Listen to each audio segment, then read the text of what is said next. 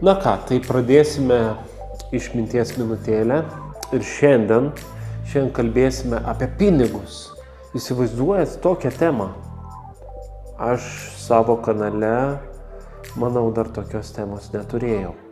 Tad pradedam.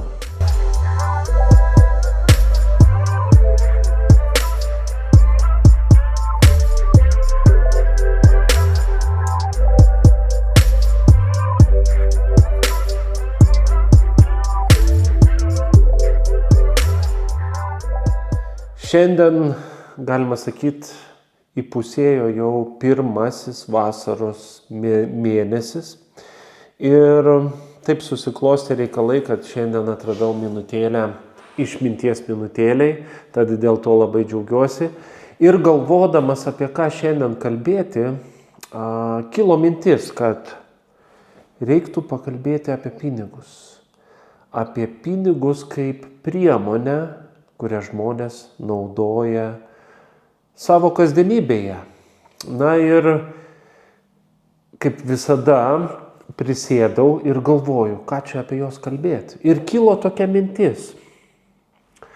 Ar mes pinigus laikome, naudojame kaip priemonę, ar pinigus naudojame kaip kažkokį objektą, kuris netgi tampa uždėtas ant kažkokio pjedestalo, tampa vienas iš svarbiausių dalykų gyvenime. Daugiau apie nieką negalvoji, tik tai kaip gauti pinigų. Ar mes taip išaukštinam tos pinigus, ar mes juos naudojame kaip priemonę. Priemonę, kuri reikalinga maistui, priemonė, kuri reikalinga patenkinti pagrindinius poreikius, džiaugtis, leisti smagiai laiką ar panašiai. Ir kaip psichologas tenka dirbti su įvairiais žmonėmis, man kaip psichologui ir susiduriu su įvairiom situacijom. Ir kartais būna tokių klientų, kurie ateina su mintimis tokiomis, kurios atrodo vien tik apie pinigus. Žmogui atrodo, kad pinigas yra pats svarbiausias dalykas, ko aš turiu siekti šiame gyvenime. Ir kas atsitinka? Esu ir skaitęs daug visokių pavyzdžių, kai žmonės aukoja savo gyvenimą, savo laiką. Įsidėmėkit, ką sakau. Aukoja savo gyvenimą ir laiką. Galima suvesti į vieną savoką gyvenimas, nes laikas priklauso mūsų gyvenime ir jis egzistuoja. Bet jeigu taip išskaidyt, tiesiog taip išskaidžiau, tai į gyvenimą kas dar įeina? Tai mūsų santykiai, mūsų laisvalaikis, mūsų sveikata, mūsų poilsis ir taip toliau.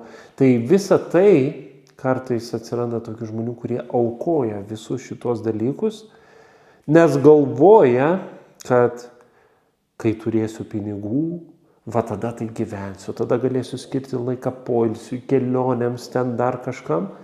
O dabar tam nėra laiko, dabar reikia kaupt, dabar reikia uždirbt, dabar reikia daryti viską, ką galiu, kad tų pinigų turėčiau vis daugiau ir daugiau.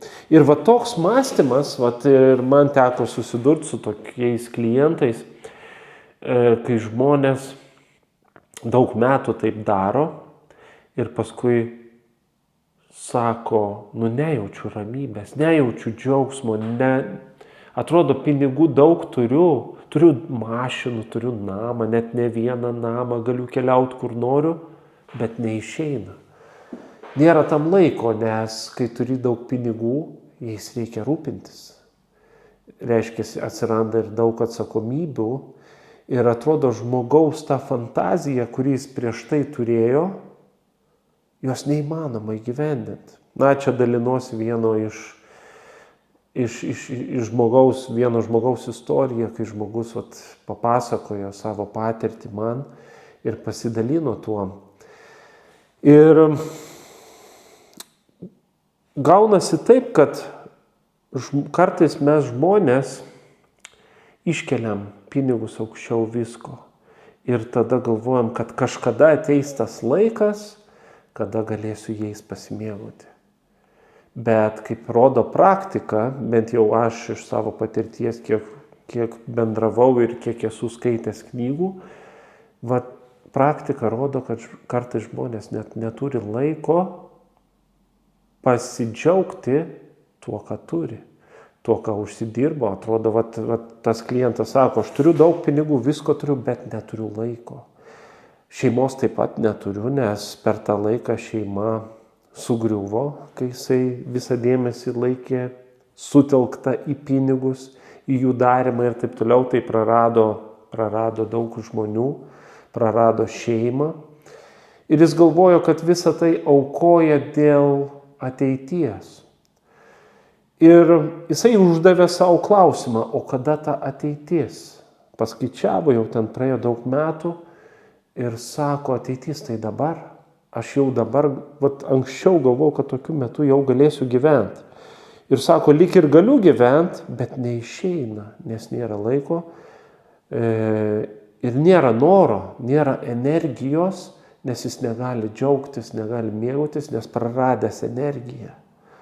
Praradęs energiją, praradęs žmonės, o sako, vienam visiškai neįdomu kažką daryti. Aš jums gal esu kažkada pasakojęs tokią istoriją, dar kai buvau studentas, kažkokiam vadovėlyje skaičiau tokią istoriją, kai viena moteris, verslininkė, turėjo vyrą, susituokė, ten atrodė viskas labai gražiai ir jie kartu gyveno. Ir moteris ten užsiėmė verslu ir jinai daug keliaudavo, ten visokie posėdžiai, kelionės ir taip toliau. Ir vyras sako, noriu vaikų. Kada vaikai? Noriu kurti šeimą, kad šeima pagausėtų, kad galėtumėm džiaugtis gerbuviu. Jinai sako, dar turiu baigti magistrą, dar turiu nuvažiuoti į Paryžių, ten vieną suderinti dalyką. Kai turėsime namą, tada galėsime kurti šeimą didesnę. Jinai taip sakydavo savo vyrui. Na ir kas atsitiko? Atsitiko taip, kad jinai visą tai ir darė, ir padarė, ir atsirado vis naujų reikalų. Ir kas atsitiko, ir namą jau turėjo, labai didelį, gražų namą, ne vieną mašiną, gražias mašinas ir visa kita. Bet taip laiko vyrui, taip laiko buvimui su šeima jinai neatrado. Nes visą tai aukojo dėl jos įsivaizdavimo dar geresnio gerbuvio. Ir kas atsitiko? Vyras pabėgo, sukūrė šeimą su kita moterim, o ta moteris liko vieniša. Na, jinai galvoja, surasiu kitą, nieko tokio. Bet jinai neturėjo laiko ieškoti kažką, jinai tiek daug laiko skiria savo reikalams, darbams, verslams ir taip toliau. Kas paskui atsitiko? Ogi atsitiko taip, kad jinai pajautė tuštumą ir atėjo pas psichologą. Ir tas psichologas aprašė šitą istoriją apie tą moterį. Dabar neprisiminsiu, man gal Bekas, o gal Albert Ellis, nežinau, nenoriu jums primeluoti, bet kažkurioje knygoje skaičiau šitą istoriją. Ir jinai atėjo pas psichologą ir sako, man depresija, man sunku, aš labai vieniša, aš nieko neturiu, nors atrodo viską turiu. Turi ir namą, bet gyvena vienam kambarį. Turi ir daug mašinų, bet su viena važinėja. Turi baseiną, kuriame neleidžia laiko, nes vienai neįdomu. Ir vienatvė, atrodo, ją taip stipriai sugniuždė. Aišku, vienatvė jau čia pagal tą psichologą buvo pasiekmė visos tos eigos, visų tų pasirinkimų, kuriuos jinai darė. Ir dabar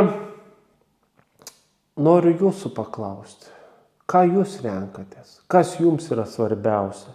Ir kažkur skaičiau tokią eilutę, negalime tarnauti dviems šeimininkams. Jeigu šeimininkas mūsų tampa pinigai ir dėl jų viską darome, visa kita gali būti praleista, užleista ir daug gali atsitikti visokių nemalonių dalykų, su draugais galim netekti draugų, su šeima galim netekti šeimos, sveikatą, neaišku kaip ten. Tai negalim tarnauti dviem šeimininkams. Mūsų gyvenime turi būti harmonija, jau ne vieną kartą sakiau. Ir kartais žmonės sako, aš jaučiu aistrą, aš dabar esu užsivedęs, aš noriu daryti tą ir tą. Ir kartais žmonės praranda matymą, praranda supratimą, kur yra ribos. Ir jam atrodo, kad jis teisingai gyvena, jam atrodo, kad jis teisingai daro, nes kažkur ten pasąmonėje jam užstrigo. Dirbk, dirbk, dirbk ir nesustok. Tu turi būti pats geriausias, tu turi siekti pačių aukščiausių aukštumų ir taip toliau. Ir žmogui atrodo, tai ką aš blogo darau, aš teisingai gyvenu. Bet visą laiką turime ieškoti tos išminties. Šitos išmintėlės ir yra skirtos tam, kad kartais pamastytumėm, kuriuo keliu aš einu. Ar tas kelias yra geras, ar tas kelias yra teisingas, ar aš gerai darau gyvendamas taip. O gal galiu kažką pakeisti, gal galiu kažką pašlifuoti, gal galiu kažką kitaip daryti. Gal galiu tapti geresniu žmogumi, nei aš galvoju, kad aš esu. Ir kartais mes įlindę į tą skubėjimą, į tą lėkimą, kartais gali mums atrodyti, kad mes darome viską teisingai. O gali ir taip būti. Aš nesakau, kad yra tas ar tas yra teisinga. Mano tikslas yra sukurti audrą jūsų mintise, nes aš esu audrius. Mano toks vardas. Aš esu audra ir kartais reikia sukurti audrą, kad toje audroje, kuri kartais mūsų sukrečia, atrastumėm teisingesnį kelią. Tai tikiuosi mano metaforą supratot, ką aš čia norėjau jums pasakyti. Tai apie pinigus galima kalbėti ir ne vieną laidą, tad jeigu įdomi ši tema, galime praplėsti ir eiti giliau, ką daryti, kaip su jais gyventi ir taip toliau. Tai jeigu bus toks poreikis, parašykite į komentarus ir praplėsime temą šitą. Čia tokia kaip įžanga, tokia labiau gyvenimiška tematika, bet tą gyvenimišką tematiką galim užduoti klausimus, tai kaip tada daryti, ką daryti su pinigais, kaip juos naudoti, kad jie netaptų dievaičiais kažkokiais, kur vien tik tais mes apie juos ir galvojame. Tai jeigu norite, kad ateityje dar pakalbėčiau apie pinigų psichologiją, apie tai, kaip su jais gyventi, ką daryti su jais, kad jie nedingtų, o kaip tik daugintųsi, tai brūkštelkite į komentarus, ateityje tada padarysim pratęsimą. O šiandien tikiuosi šita išmintėlė buvo naudinga.